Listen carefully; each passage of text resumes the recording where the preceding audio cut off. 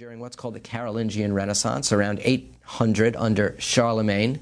Then things are going to slow down a little bit more, and then there's going to be this explosion of activity around 1050 or 1100, where universities come together, guilds come together. There's a spiritual reawakening called the 12th century Renaissance, where popes and emperors and kings are fighting for ultimate authority, and everything goes really well until about 1300.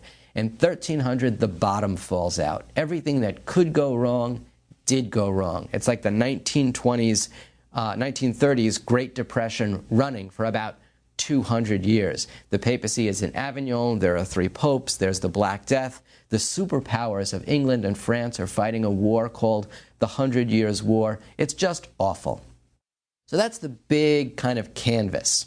Let's take a step back. Before we begin any course, whenever I teach my courses, I ask my students, when you think of a certain topic, what are your preconceptions? So ask yourself, when I think of the Middle Ages, when I think of medieval Europe, what verbs come to mind? What nouns come to mind? What images come to mind?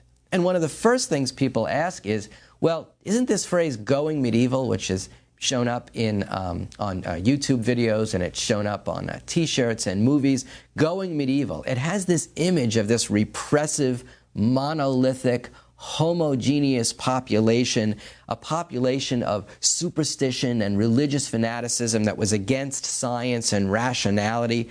And of course, these are all caricatures. And that's not what this course is about. We do find within that 1,000-year period, as I've already mentioned, some periods that were better and some periods that were worse. Highs and lows, ebbs and flows. Well, we find that in our own lives. We find that in American history. We shouldn't be surprised at that.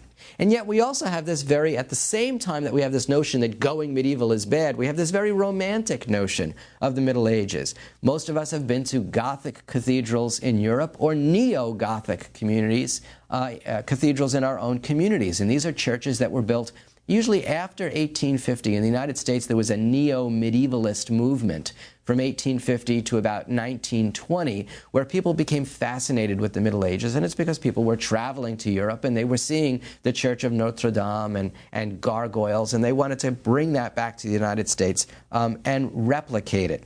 We should also note that, yes, we are talking about Western Europe, which was dominated by Western Latin Christianity. But we're going to take detours to the east. We're going to be going very shortly to Byzantium in the east, to Constantinople, or modern-day Istanbul. And we must remember that Christianity and Islam were in contact with each other, and yes, often conflict with each other, from very, very early in the Middle Ages, from just about the time that Muhammad dies in 632, the very beginning of our period. So I want us to look at this medieval period as both Christian and Muslim and Jewish as well. And we're going to see where Judaism comes into play. So what are the goals of this course? My goal for you is that after we've done these 12 topics, when somebody says Middle Ages or medieval Europe, you're going to be able to put that in a place in your head. I know somebody who always asks the question, something is on the History Channel or you see a piece of art, and she always asks, it happens to be my wife, she always says, is this before or after Columbus? And whatever that answer is enables her to put that material in a certain place in her head and on a map. So I want you to be able to understand the major periods, the major people, the ideas, and the events of the Middle Ages. Not history as one damn thing after another. This happened, and this happened, and this happened, though I do want you to have a sense of the early, the high, and the late medieval period. But more a sense of, again, medieval imagination or medieval culture or medieval civilizations. I'll be pleased if you walk away from this course with that kind of thing in your head. I want you to understand fundamental vocabulary, fundamental chronology, and fundamental geography. And I want you to have a broader perspective. Yes, as I've said, the Middle Ages we're going to see through the eyes of medieval Christianity. But history that is just top-down, that's important men and women, doesn't work for me. It doesn't work for you.